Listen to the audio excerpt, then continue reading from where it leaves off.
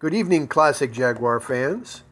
Stay tuned for the tale of how I bought a Jaguar MK2 for $900 just recently.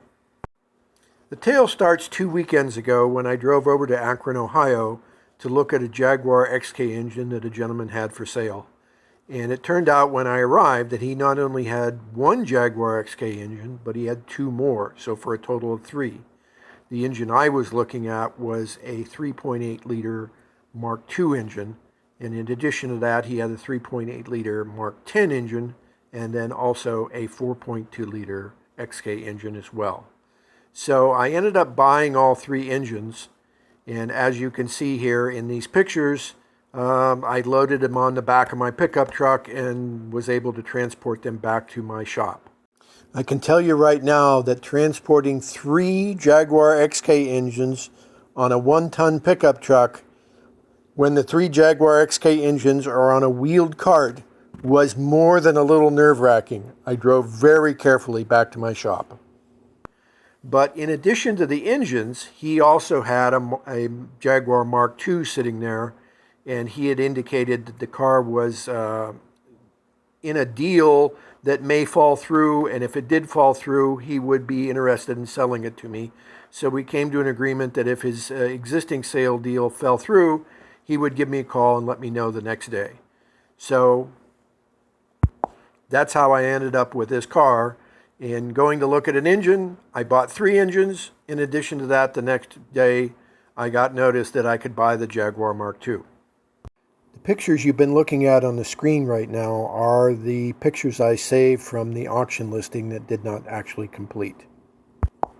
You can see the car is a little on the rough side. So that was 2 weekends ago that I went and bought the three motors and loaded them on the back of the truck and drove them back to my shop.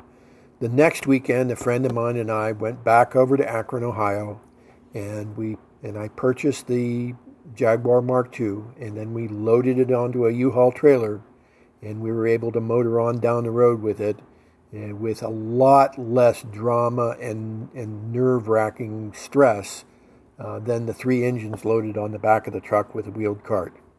So what you're seeing now is really the first time I got to look at the car in depth, since previously I only got to glance at it real quick while I was buying and loading the motors.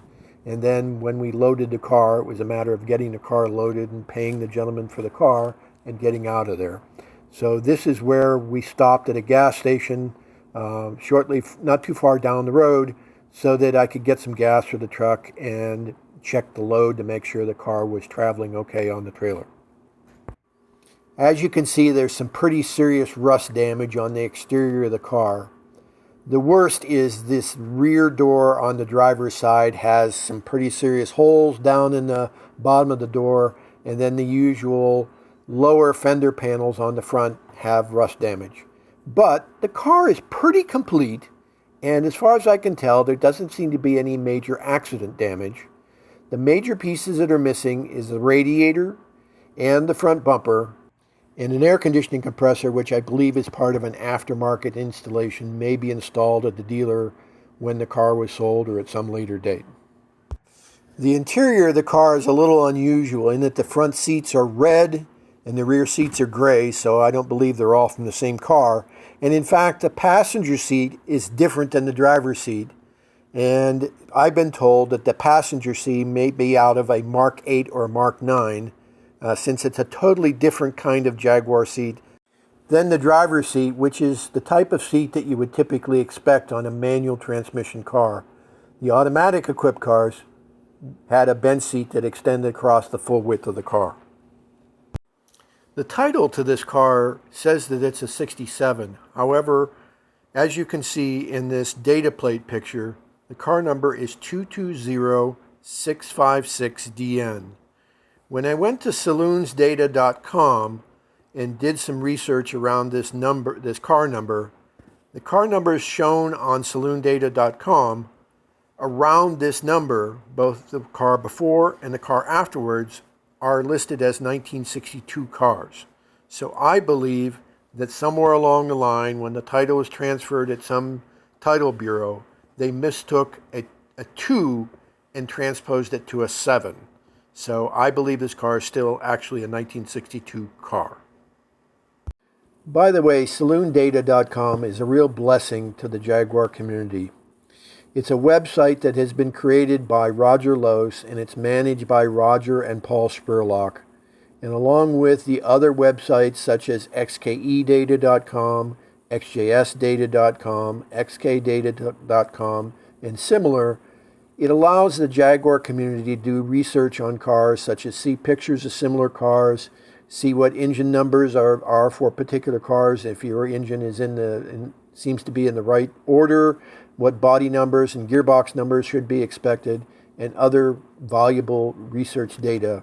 So I urge you to go look at SaloonData.com or XKEData.com or whatever Jaguar you're interested in. There's most likely one of those web pages that's available with all car data entered by either Roger or the community or Paul Spurlock.